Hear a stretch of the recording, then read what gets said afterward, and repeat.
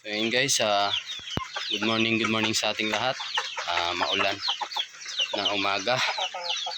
Yan yung ating mga alagang manok. So kakatapos lang nating pakainin. So yan, so bali naglagay ako ng Madrid de Agua guys. So high protein to. Yan o, buti may tanim tayo dyan sa gilid. So yan yung pangmerienda ng ating mga alagang manok. Yan guys o, tingnan mo. Yan. Yan yung pangmerienda nila. Para makalis din tayo sa feeds kasi ang mahal ng feeds ngayon. Yan guys, yan yung nagsisilbing merienda nila. Yan yung ating mga dinosaur. Yan o, gustong nila yan guys.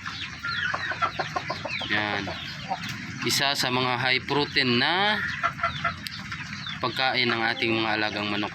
So maganda yan, pwede rin yan sa mga alagang baka, kambing. Kumakain din nga yung mga baboy niyan. So yan, tingnan nyo guys oh. So mamaya ubos yan, pati yung mga tangkay ubos yan. Yan.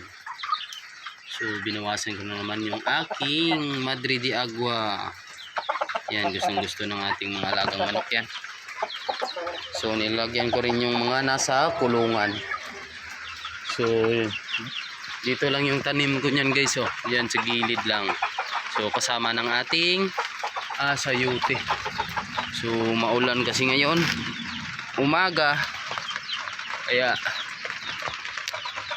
ayan oh, yung ating Madrid de Agua. So mataba. Yan guys yung iba oh. So dyan lang din yung ating munting garden. Yan. So dito nakalagay banda yung ating brooder cage sa may silong kasi pag doon banda nababasa kaya nilipat ko dito kasi iniilawan ko yan pag gabi. And then ito yung ating yan native. So 13 yung itlog yan guys. So hopefully marami yung mapisa nya.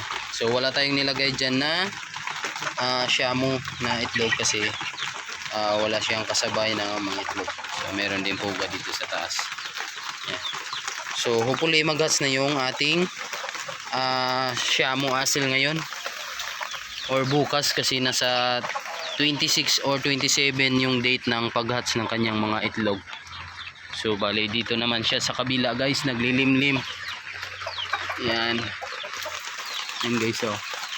Yan siya. Yan. Yung nasa pugara na yan. So sana mag-hatch na yan. So 8 yung itlog na natira sa kanya kasi yung iba is nabasag. So yan yung ating mga pulet. Dalawa. Yan guys oh, maulan.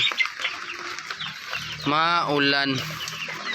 Ito yung ating yan Belgian Shamu cross sa Shamu asil flat comb na short beak. So yan guys, ang ganda yung mukha nyo. Yan. Yan guys oh. Yan. So pagkatapos lang rin kumain yan. So kinulong ko muna. Yan si Red. Puging-pugi si Red.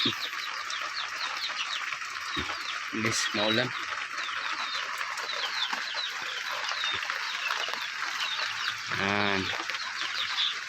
So yun lang muna guys yung update ngayon dito sa ating munting backyard. So happy farming and keep safe to everyone. So abang-abang lang sa aking mga ina-upload dito sa aking munting backyard.